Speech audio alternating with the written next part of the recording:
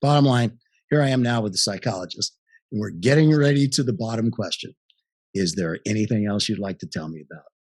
And so I kind of rolled my chair back and I looked at him. I said, actually, there is.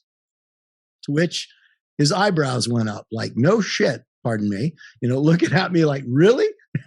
Yeah, because I'm sure everybody else said no. And I said, there is actually, back in Jordan. And I gave the date, back in Jordan, I got shot in the helmet and I had this experience. And I said, I don't understand it. I don't understand why it's there. I said, I'm assuming you're kind of a Jungian approach to stuff based on how you talk, and you're not going to, prescribe chemicals, right, repair me. But I have kind of thought that. And I then I talked about all of these things that I was calling out of body experiences, because as I was happening, I went to the library and researched it, and there were all these books, from. Yeah, can we talk a little bit about those? Just a few, and then go back to the psychologist. Yeah, because this happened between the event in Jordan and before you joined the unit. So some of the strange things around. For example, here's one it's very vivid for me. My son was a small then Cub Scout, and they had an outing, and I took him out. And everybody else is setting tents up, and I throw up a mosquito net, and I said, we're gonna bivouac like Rangers. He's like, okay.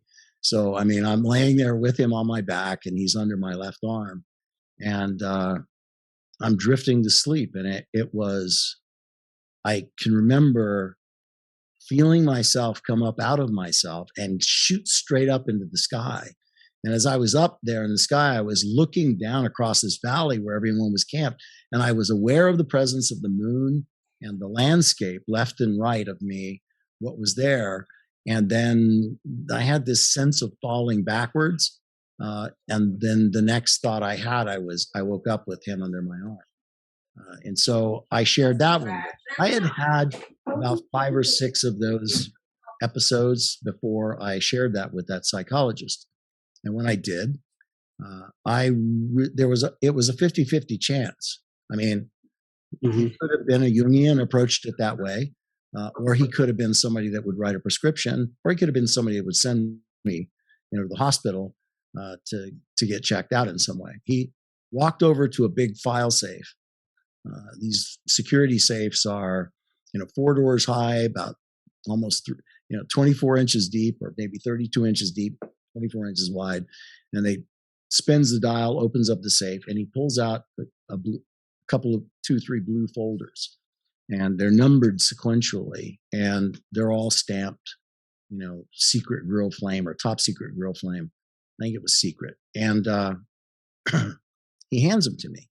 Because we're in a skiff, so it's okay. He pulls that out and hands it to me, and he says, "Why don't you look these over, and we'll talk about them tomorrow. I'd like to know what your comments are." If you enjoyed this video, please hit the like, subscribe, and notification buttons. Additionally, if you have any feedback, please put something in the comments below. And lastly, if you want to watch the full episode of this clip, you can find it above. Thanks again for watching.